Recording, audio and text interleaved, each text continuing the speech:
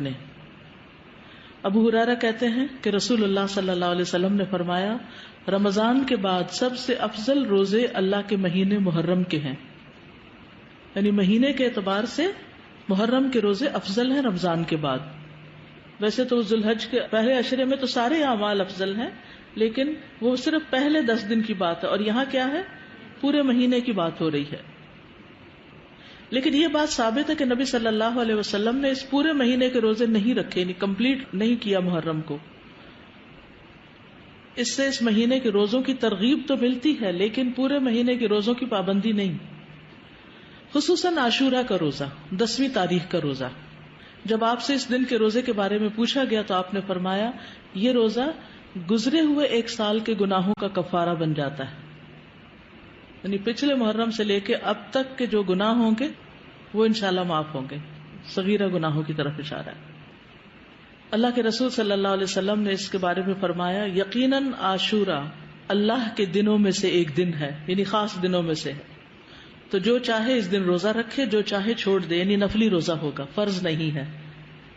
رمضان کے روزے فرض ہونے سے پہلے یہ فرض تھا۔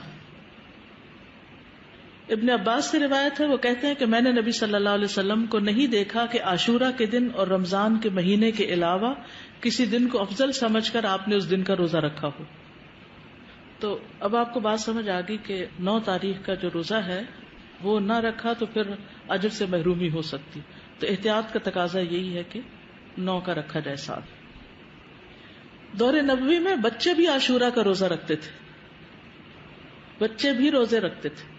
ربیہ بنت معوذ سے روایت ہے کہ نبی صلی اللہ علیہ وسلم نے عاشورہ کی صبح انصار کے گاؤں میں کہلا بھیجا، جس نے صبح اس حال میں کی ہو کہ روزے سے نہ ہو تو وہ اپنا باقی دن پورا کر لے، یعنی درمیان میں بھی روزے کی نیت کی جا سکتی ہے، نفلی روزے کی، اور جو شخص روزہ دار ہو تو وہ روزہ رکھے، یعنی جسے نیت کر لی وہ پورا کرے۔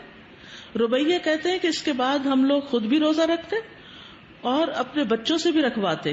ہم انہیں اون کا ایک کھلونا دے کر بہلائے رکھتے، جب کوئی کھانے کے لیے روتا تو وہی دے دیتے، یہاں تک کہ افطار کا وقت آ جاتا ہے۔ یہ تربیت ہے نا، ٹریننگ ہے۔ تو ضروری نہیں کہ ہر وقت جب بچہ روئے اس کو ضرور دودھ دیا جائے یا کھانے کو دیا جائے، تھوڑی دیر رونے بھی دیا جائے یا بہلا دیا جائے۔ اس دن کا روزہ جو ہے یہ مستحب ہے۔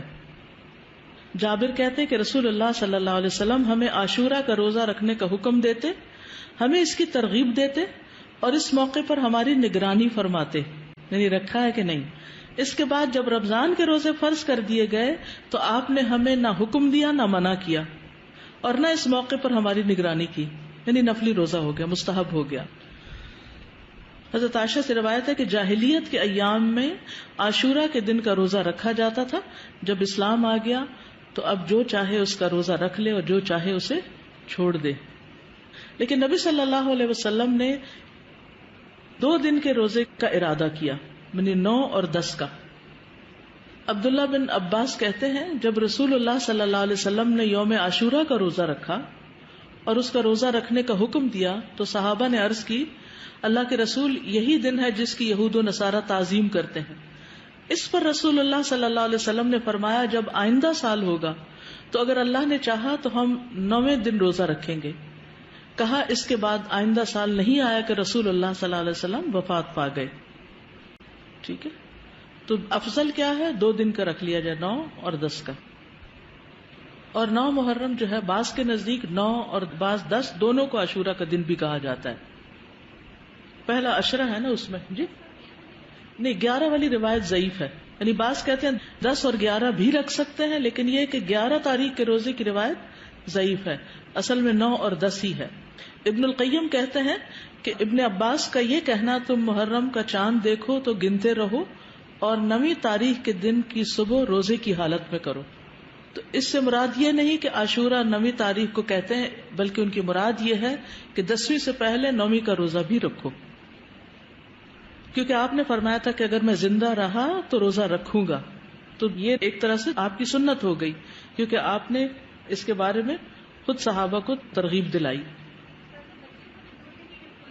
بچے چلیں اگر 2 نہیں رکھ سکتے تو 1 تو رکھوائیں۔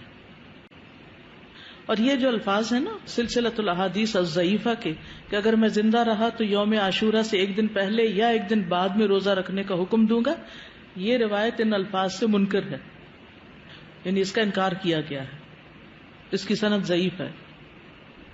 اسی طرح ابن عباس کا بھی ایک قول ہے جو نبی صلی اللہ علیہ وسلم سے وہ روایت کرتے ہیں کہ آپ نے فرمایا یہود کی مخالفت کرو اس طرح کہ ایک دن پہلے یا بعد کا روزہ رکھو، تو اس کی سند ضعیف ہے، تو اس لیے بعد والا نہیں۔ ابن تیمیہ رحمہ اللہ کہتے ہیں صحیح بات تو یہ ہے کہ 9 اور 10 دنوں کا روزہ رکھنا مستحب ہے، کیونکہ آپ کا آخری حکم یہی تھا کہ اگر میں اگلے سال زندہ رہا تو 9ویں کا بھی ساتھ رکھوں گا۔ تو زیادہ افضل کیا ہے؟ ویسے تو پورے مہینے میں روزے رکھ سکتے ہیں، آپ چاہیں تو 11ویں کا ساتھ رکھ لیں، 3 اکٹھے رکھ لیں، لیکن وہ جو ہے نا فضیلت والی بات اور مستحب ہونے والی بات وہ 9 ہی